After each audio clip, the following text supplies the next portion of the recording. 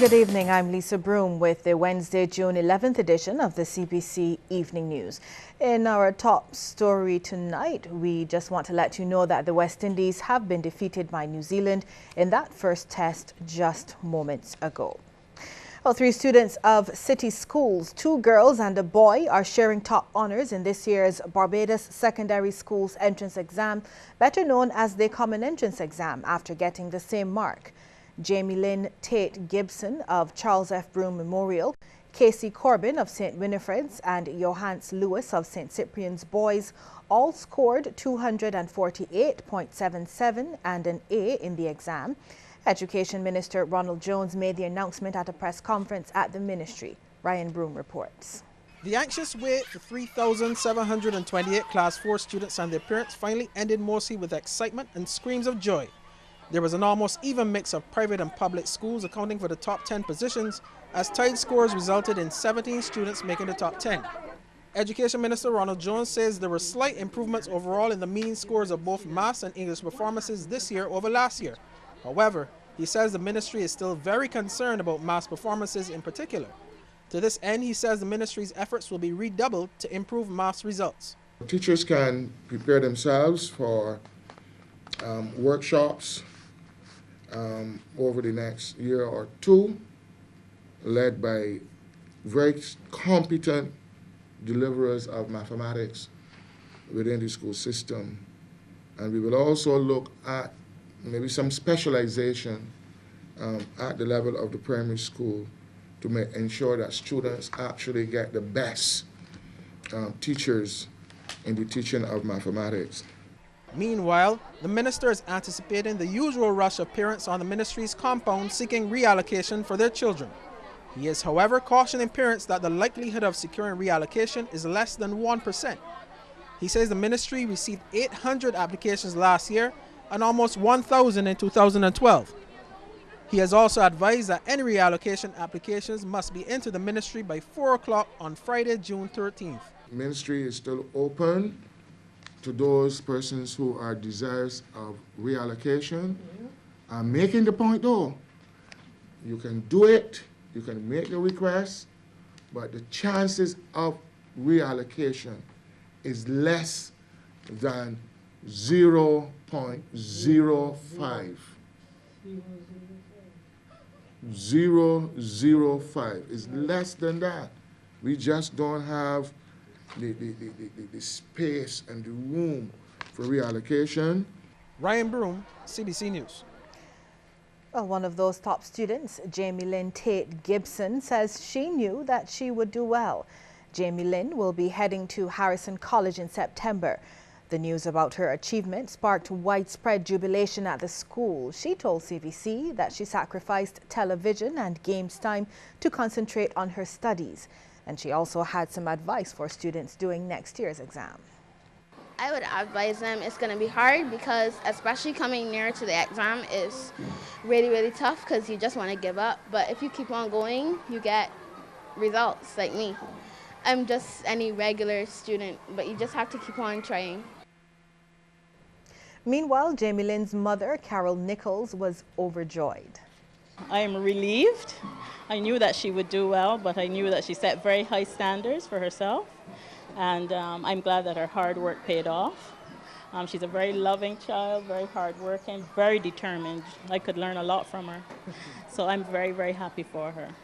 And I really thank all her teachers from preschool right through to primary, her lessons teacher, family for helping because it's not easy preparing, and her nanny. Well, Charles F. Broom's principal, Louis Griffith, said he has been seeing a gradual improvement in results since becoming principal. I can say over the years since I've been here, my management team and staff have worked together and we have seen incremental improvement constantly. Last year we had 1 child in the top 10. This year we are most pleased to have one of the top students. I think the hard work of the teachers and staff have paid off, and the blessing of God has been with us.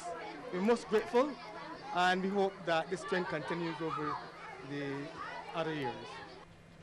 And smiling faces greeted CBC News at St. Winifred's School as word spread of their success in the Common Entrance examination.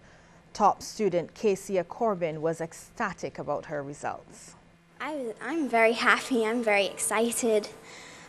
When I got the results, I was very energetic, but I'm a bit tired now. I'm very happy. Principal Tony McConney welcomed the news that the top girl had opted to continue her education at the school. We would love to keep her here to retain these top achieving students, because that certainly is something that we would like to do more of, is to see more of our top achieving students continue on here at our school.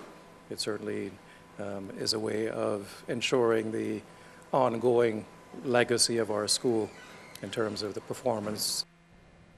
And over at St. Cyprian's Boys, top boy Johannes Lewis Marks earned him a place at Queen's College.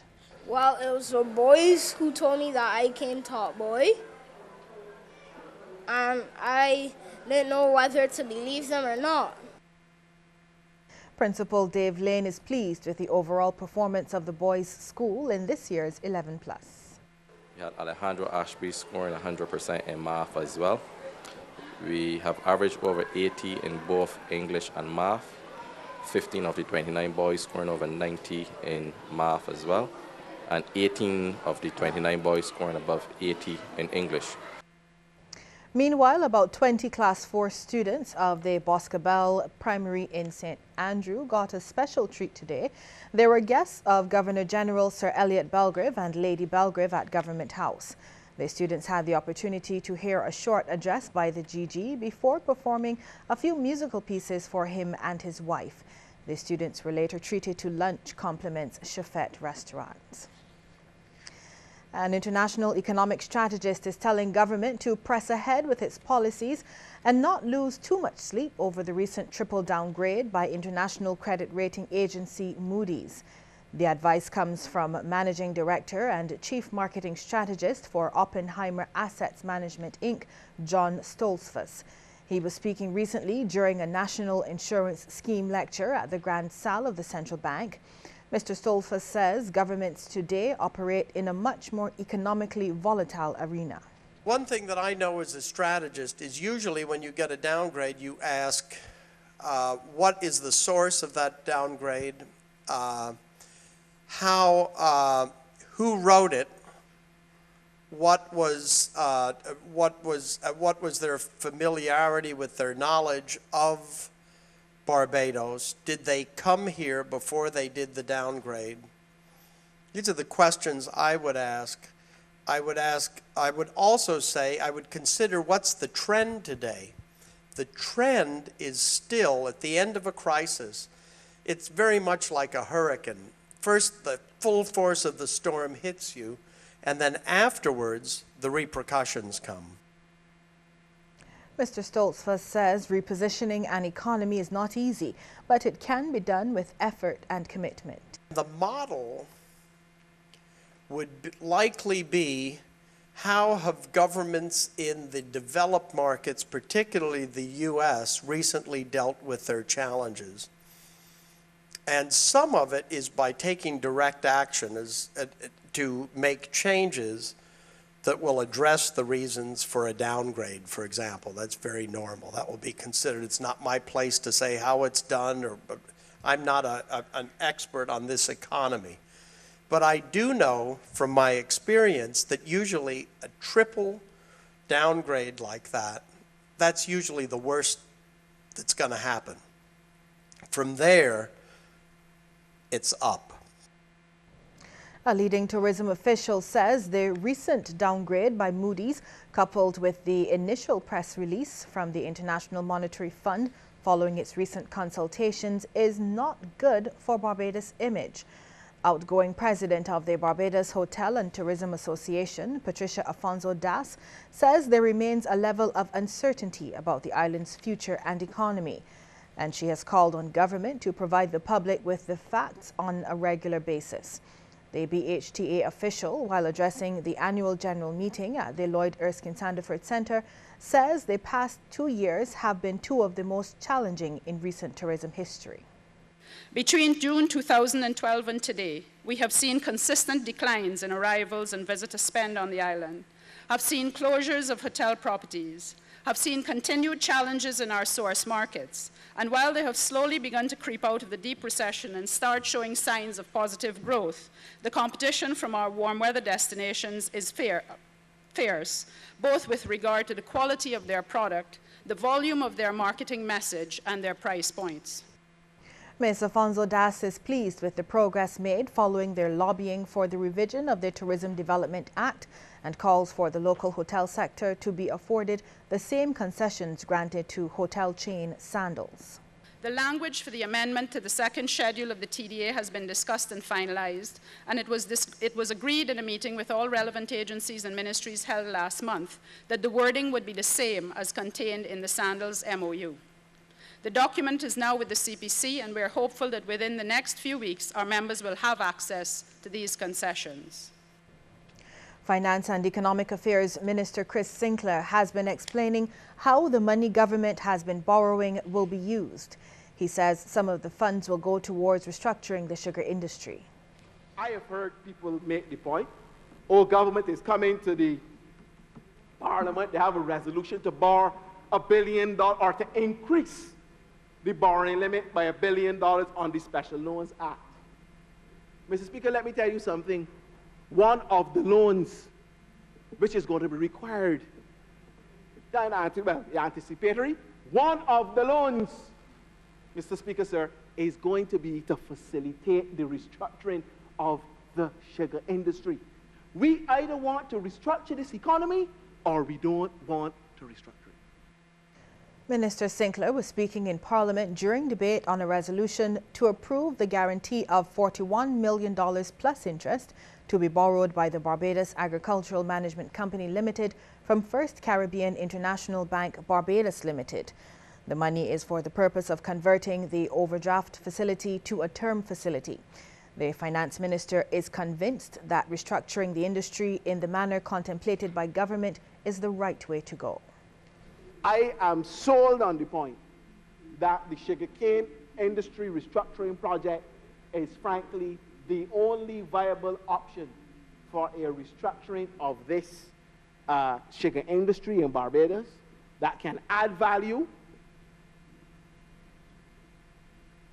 to what is going on. We stay with news from Parliament and hear that the Senate today approved two resolutions to vest land in the National Housing Corporation. Leader of Government Business in the Chamber, Senator Maxine McLean, says the move is part of the National Housing Corporation's effort to provide housing at all income levels. One piece of land is located at Flat Rock in St. George.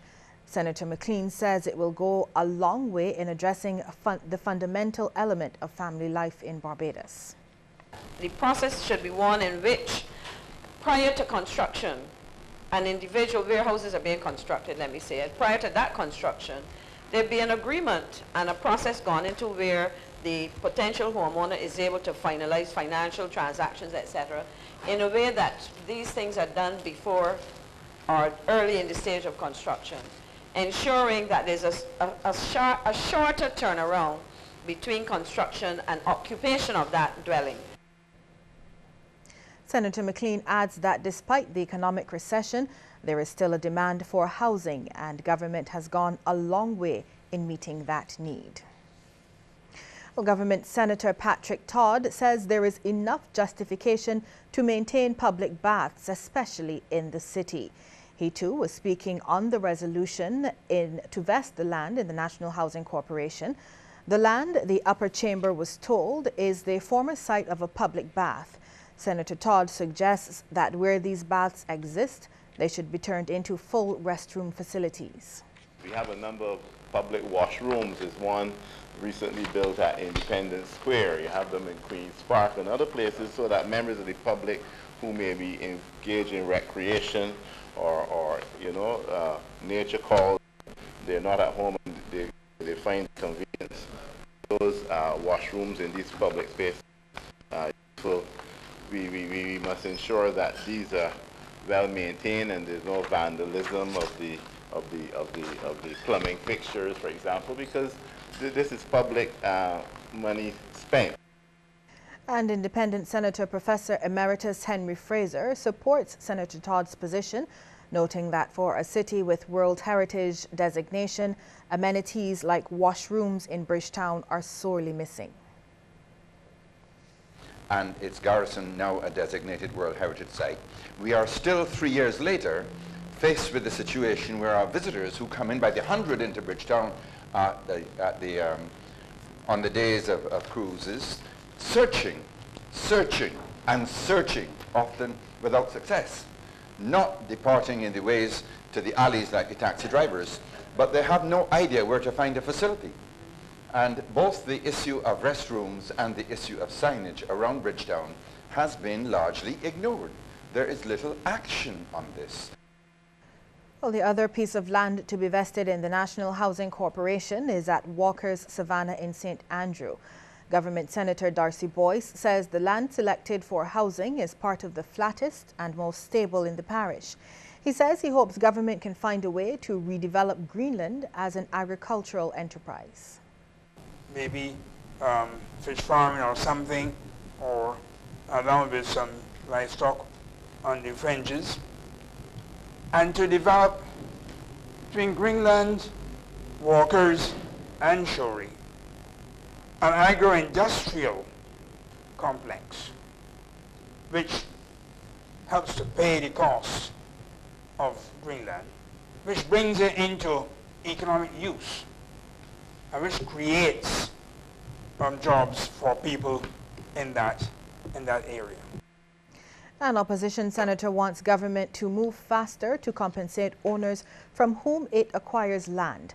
Senator Wilfred Abrams says owners are often put at a disadvantage when the land is put into use before they are paid for it. He says another bothersome situation is when landowners seek to have land converted from agriculture to residential purposes.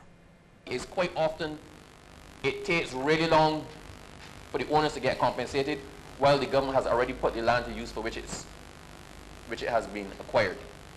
The other situation that we've had complaints about is where it relates to the conversion of land from agricultural purposes to residential.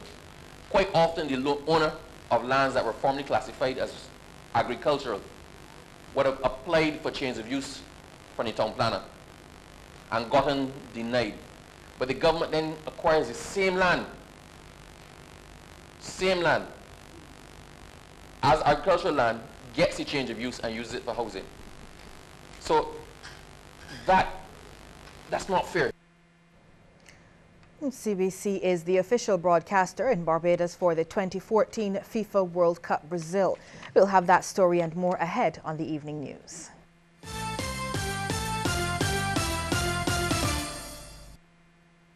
Most patients are surprised about the hidden acids that are in the foods that they eat. Could be strawberries, blueberries, orange juice, apple juices. The acid can weaken the enamel, it'll soften it up. And once that enamel's gone, we never get it back. I recommend my patients use Pronamel as their everyday toothpaste. Pronamel helps to strengthen the enamel, makes it more resistant to wear. The beauty of using Pronamel is that we can continue to live that healthy lifestyle that we want to live. It's a win-win.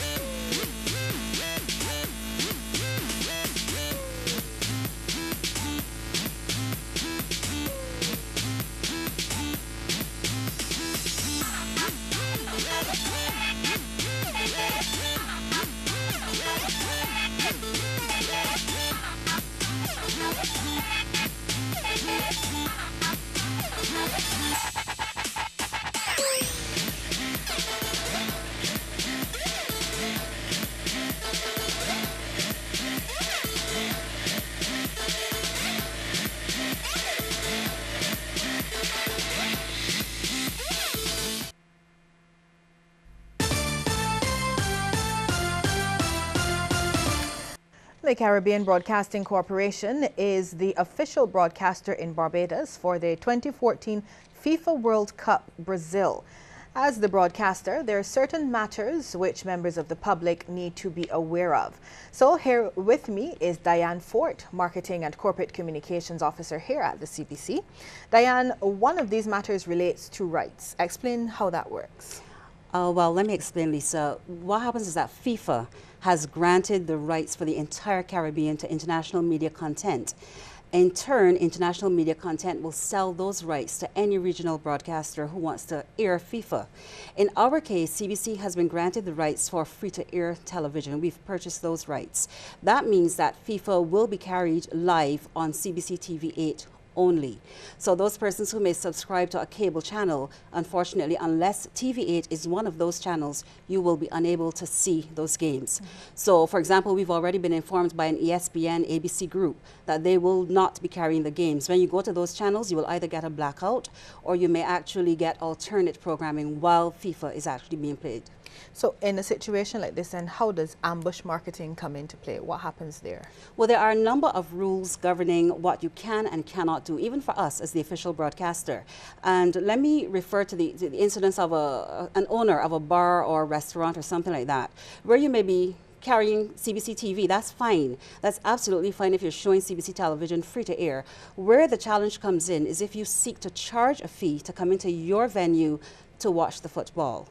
If you advertise that you are going to be showing football and you can come on in for any kind of drink specials, if you associate your brand or your service in any way with the FIFA World Cup brand, that has an infringement. And IMC will be monitoring. They will have spotters on the island to monitor for any infringement of these rights. What about, well, the times that the games are slated to come? One of the issues is that, you know, the games are scheduled for 6 o'clock, but then we have our evening news at 7. So what is CBC doing in a case like that? Well, because our mandate is still to inform, CBC's management has taken the decision that we will not move the evening news. So you will still get your evening news at 7 o'clock. What will happen, where games are slated for a 6 o'clock start, we will tape delay those games and you'll get to see them a little later in the night. And we've also been granted the right to put the games as repeats on MCTV channel 116. That's a channel that we're introducing just to bring the World Cup games, so that if you miss the games while they're going live on free-to-air television TV8, you get to see them all over again. And Lisa, if I can just say quickly, we want to thank our sponsors who partnered with us to make this happen. There's still room to be a sponsor. We've got some great value-added packages so that you too can be a part of this wonderful opportunity of the 2014 FIFA World Cup with CBC TV, who is the official broadcaster. Diane, thank you very much. That is Diane Fort, Marketing and Corporate Communications Officer here at the CBC. Now, just to note, the 2014 FIFA World Cup Brazil begins tomorrow. The opening ceremony on CBC TV8 at 2 p.m. and the first game comes at 4 p.m. A man is in police custody assisting with investigations into the shooting death of a St. George man. Dead is 28-year-old Shamar Eiffel of Crawford Road, Ellerton. According to police, Eiffel was shot in the stomach during an altercation with a man around 10 last night while at Ellerton. He was taken to the Queen Elizabeth Hospital by ambulance, but died there earlier this morning. And just ahead is a look at stories making headlines across the region. Stay with us.